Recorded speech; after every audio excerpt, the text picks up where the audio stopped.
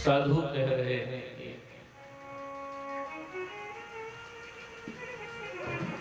पुत्र से गति नहीं होती।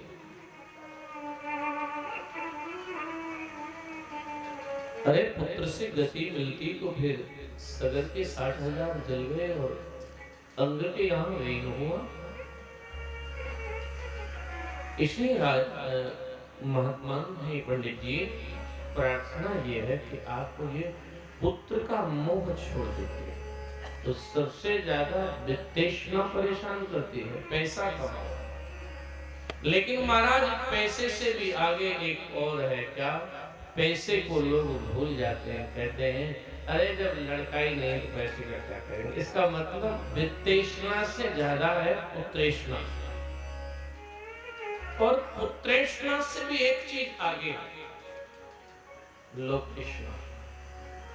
लोगों के नाम पर कभी कभी लोग नाम के इतने प्रेमी हो जाते हैं कलिकाल में कि नाम खराब हो तो पुत्र से ही संबंध करते हैं। अरे महाराज ऐसे बेटा से क्या मर जाता है बचपन में, क्यों? हमारा नाम था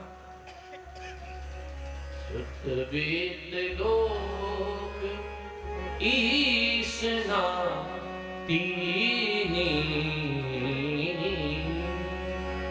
इच्छाएं तीनों प्रबल है, पैसा हो जाए, बेटा हो जाए और फिर दोनों हो जाए तो नाम तो हो ही जाए। नाम नहीं तो बेकार। और जिसका ज्यादा नाम है वही झंझट है। हाँ? जो है नाम वाला वही तो बदनाम है। जिसका ज्यादा नाम वही झंझट है। तो महाराज संत ने कहा, पंडित जी हमारी इच्छा ये है कि आप मेहरबानी करके पुत्र की वासना को त्याग दें। ठाकुर जी ने जैसा बनाया हो उसमें मस्त रहना चाहिए। हाँ? ये सुनो, ये नहीं है, ये लोगों की आधी जिंदगी शिकायतों में हो जाती है।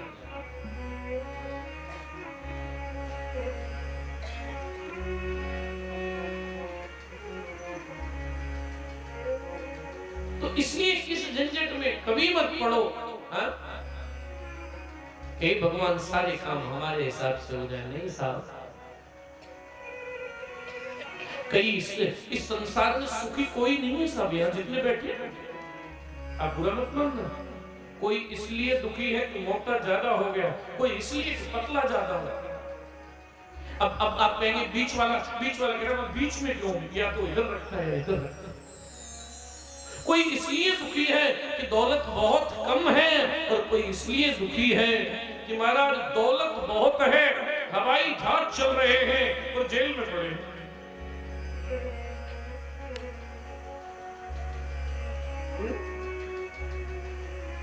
एक सज्जन कह रहे थे जो दुनिया का सहारा बन जाए बेचारा जेल में।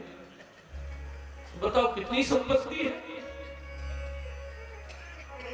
इसलिए ध्यान करो, ठाकुर से जुड़े रहोगे तभी आनंद है। बाकी सब कहीं कोई सुख नहीं है। केवल ठाकुर से भगवान से जो जुड़ा है वो आनंद मौज कर रहा है। आज संत ने समझाया पंडित जी को, बेटे के चक्कर में मत पड़ो। लेकिन ब्राह्मण ने कहा मैं भी आपसे निवेदन करूं। आप क्या कह रहे हो? बोले आप साधु बन जाइए, और साधु बन जाओगे तो बड़ा आनंद रहेगा। पंडित जी तुरंत बोले ग्रस्त सरसों के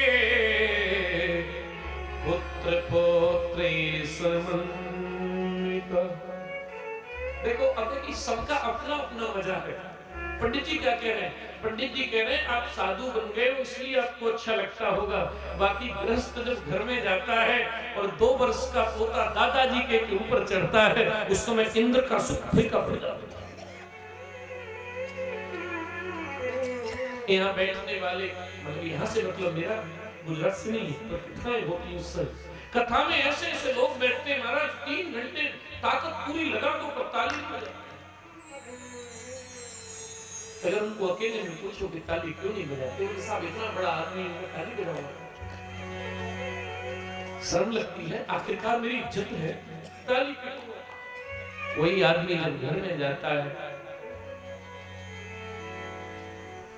3 वर्ष का पोता जिद करता है, दादाजी आप इतने विलंब से आए। बोले हाँ, अब आपको दंड देना पड़ेगा। अच्छा बता बता क्या करना है। बोले तुम घोड़ा बन जाओ, तुम्हारे ऊपर बैठो। 60 वर्ष के दादाजी डबल बेड पे उल्टे, और पोता ऊपर मूंछों की लगाम बना। महाराज ये मोह है, मोह सकल व्याधि न कर मूला। गृहस्थ में होगा सुख, पर महाराज झंझट भी बहुत।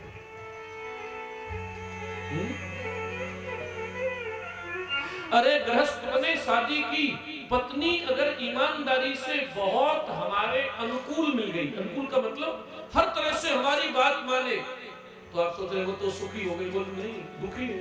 बोले क्यों? उसको छोड़ने का मन नहीं करे, तो कितनी अच्छी। और हाँ, अगर बहुत प्रतिकूल मिल गई, भगवान ने कहा चलो प्रतिकूल दे देते। बोले और दुखी। बोले क्यों? घर जाने का मन नहीं करे। बोले है झंझट दोनों तरह से। इसलिए महाराज नाता एक राम जी से और नाते तोड़ दे।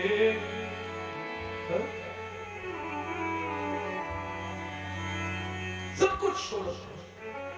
ऐसा नहीं, आप बाहर से संसार से खूब संबंध रखो, खूब जियो संसार के साथ, पर अंदर का जो तार है वह मेरे गोविंद से मिला लो, यही जीवन की सार्थकता है। पंडित जी क्या कह रहे हो? पंडित जी ने कहा ग्रस्त सरसों के पुत्र पोत समन। ग्रस्त में बड़ा आनंद है। संत जी बोले संत ते सगरो दुख, मवापंग पुरा कथा। पंडित जी सगर को कष्ट मिला, सुख का एक ही सूत्र है, कुटुंबासाम संन्यासे सर्वथा सुखम। कुटुंब से नहीं तो साधु बन जाओ, सबसे बड़ा आनंद है। पंडित जी ने एक बार सर उठाया, संत ने कहा क्या करोगे? बोले दोबारा ऐसी पत्थर में फिर मार दो। क्यों? बोले बेटा दो तो बात करो, ज्ञान मत दो। मानेगा नहीं तो एकदम कहा मैंने तुम्हारा भाग्य देख लिया है, 7 जन्म तक तुम्हारे संतान का योग नहीं है। कभी कभी आश्चर्य होता है कि जो काम विधि में नहीं लिखा है वह गुरु कृपा से पूरा हो जाता है। कभी कभी ऐसा लगता है कि गुरुदेव कितने कृपालु होते हैं। संत ने कहा अच्छा तुम्हारा मन है, अब हम और तो कुछ नहीं कर सकते, पर यद भक्ष्यम पत्न्यातम तत्पुत्रो भविष्यति। लो एकदम झोला था, थैला था, बैग था, बैग में हाथ डाला, लो एक फल ले जाओ, पत्नी को खिला देना और बेटा हो जाएगा। आप में से कई पढ़े लिखे लोग सोच रहे होंगे फल से कहीं बेटा होता है। अरे भैया आजकल तो ऐसे ऐसे टीवी में आते हैं कि पूछो बेटा नहीं हुआ है, बोले समोसा कब से नहीं खाया। ऐसे ऐसे भारत में देवता पैदा हो गए राम जी कि हंसी आती है। बोले महाराज पैसा नहीं है, बोले पर्स कितने रुपए का है। भगवान ही इनकी ठीक करे। महाराज जो ठाकुर से जुड़ा हुआ है वही कुछ कर सकता है। ये तो महाराज अपनी ही व्यवस्था कर पाएंगे।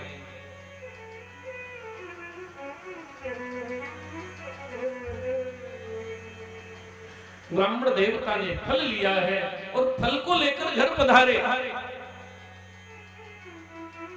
आवाज दी, ब्राह्मणी ने जैसे ही देखा तो ब्राह्मण देवता आ गए। वो देवता तो मैं कह रहा हूं वो नहीं कहती होगी, वो तो बहुत ही खतरनाक थी।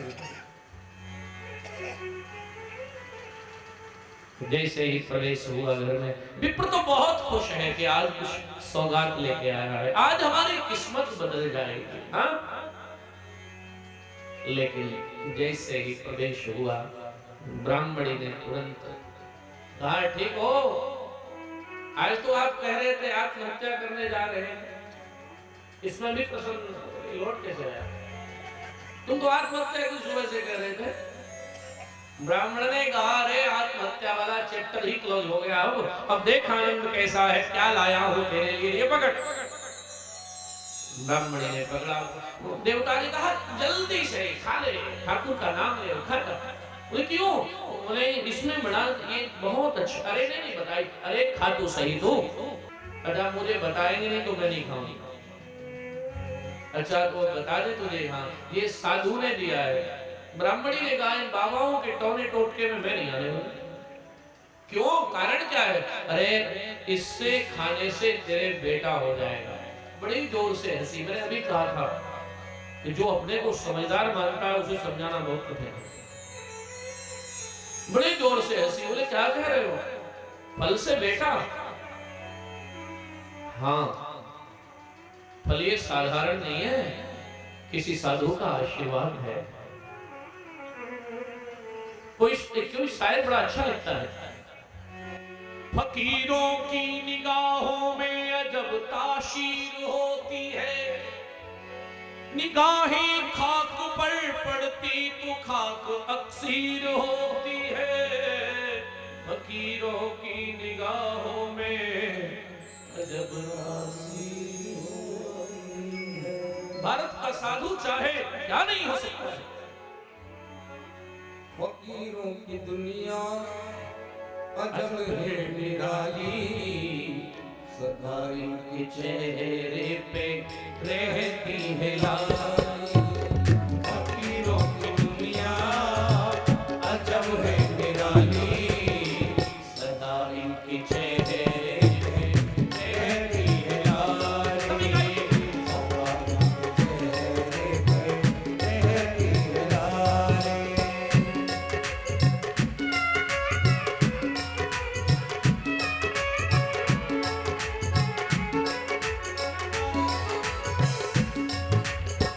फकीरों की दुनिया अजब है निराली, सदा इनके चेहरे पे रहती है लाली। सदा इनके चेहरे पे रहती है लाली। असल में यही है रंग गुलाली, असल में यही है रंग गुलाली। सदा इनके चेहरे पे रहती है लाली, सदा इनके चेहरे पे रहती है लाली। फकीरों की दुनिया अजब है निराली, सदा इनके चेहरे पे रहती है लाली। महाराज अद्भुत साधु है। प्रसाद दिया था, जैसे ही इस प्रसाद को देवी ने हाथ में लिया। अब देखिए चतुर कितनी है। देवता ने कहा कि तुरंत खा ले। बोले नहा के स्नान करके ठीक से खाऊंगे। ब्राह्मण तो प्रसाद देके चले गए, लेकिन राम जी जैसे ही धुंधली ने प्रसाद को लिया और तब तक पड़ोस की कोई माता जी आ गई। कहा, धुंधली आज क्या चक्कर है, मोहल्ले में घूमने नहीं गई? तो वो तो सुबह से ही निकल जाती है घर घर में घूमना। क्या बात है आज? हंस के बोली, आज हमारे पति मूर्ख बन गए और उस मूर्खता में मैं सोच रही हूँ कुछ। क्या हो गया? मेरे पति आज एक बाबा जी ने मूर्ख बना दिया है, सो एक फल ले आए। उसकी जो भी मित्र थी, सहेली थी, उसने कहा, अरे अरे बाबाओं का प्रसाद तो मुश्किल से मिलता है, तुझे मिला? क्या है, कैसा है? ये फल है और इस फल से क्या होगा? धुंधली कह रही है, मेरे पति ने ऐसा कहा है कि इस फल से तेरे बेटा हो जाएगा। उसकी सहेली ने मुस्कुरा के कहा कि सही कहा है, संत कृपा बहुत बड़ी कृपा होती है। अरे इस फल को प्रेम से पाले।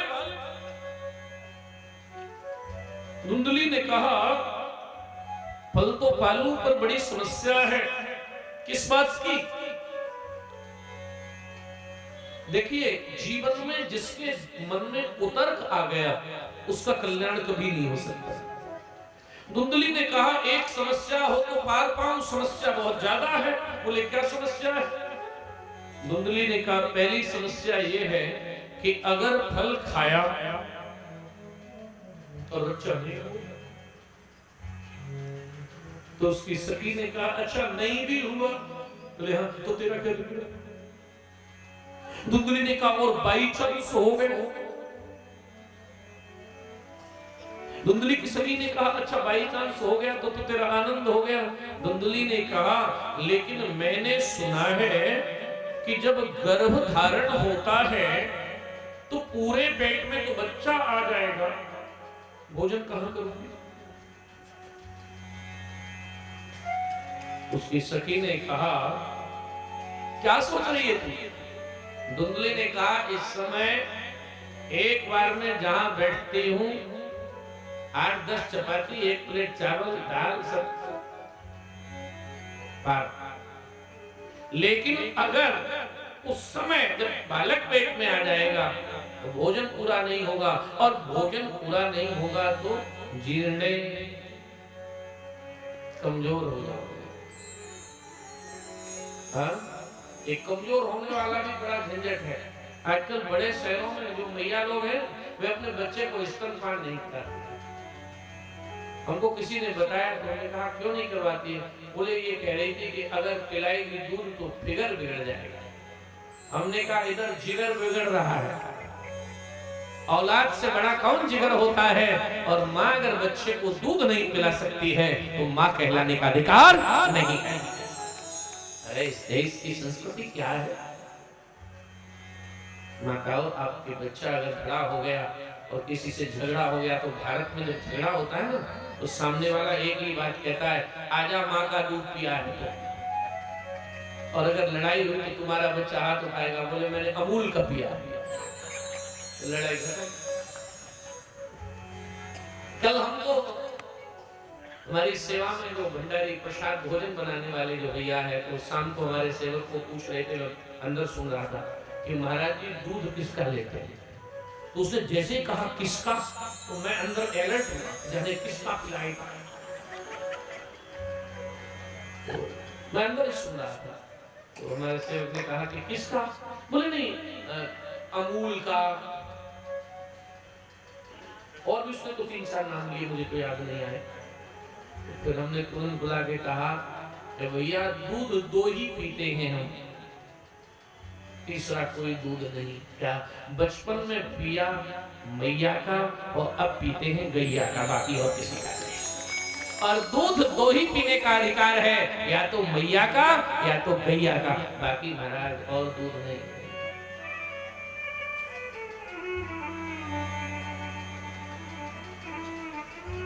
अरे वैष्णवों में तो एक ही चर्चा होती है साहब कि वही पाना चाहिए जिसे हमारे ठाकुर जी पाले। ठाकुर जी को गाय का दूध ही प्रिय है, गौरस ही प्रिय है। हाँ? आज भारतवर्ष में बड़ी ये विकट परिस्थिति है, लोग गाय नहीं पालते। गाय पालनी ही चाहिए। साधु, गाय और ब्राह्मण ये जब आनंद में रहते हैं तो पूरा देश आनंद में रहता है। इसलिए इन सबका हमको बहुत ध्यान रखना चाहिए।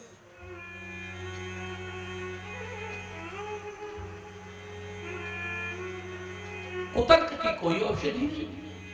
धुंधली कहती है एक और समस्या है। क्या? एक तो समस्या है कि बालक पेट में आएगा तो भोजन पूरा नहीं मिलेगा, और फिर कहती है दूसरी और समस्या क्या? अगर बालक जन्मा तो प्रसव के समय बड़ी पीड़ा होती है। एक और कष्ट। कहा एक और परेशानी है। क्या? धुंधली कहती है अगर मैं गर्भवती हुई और उस समय घर में आग लग गई तो गर्भवती भाग नहीं सकती। तो ऐसी संतान से क्या लाभ जो मुझे जलाकर ही घर में मार डाले। अरे उसकी सखी ने कहा, अरे राम इतना कुतर्क कर रही है, तेरे घर में क्यों आग लगेगी? तो बोली फिर एक और प्रॉब्लम है। क्या दिक्कत है?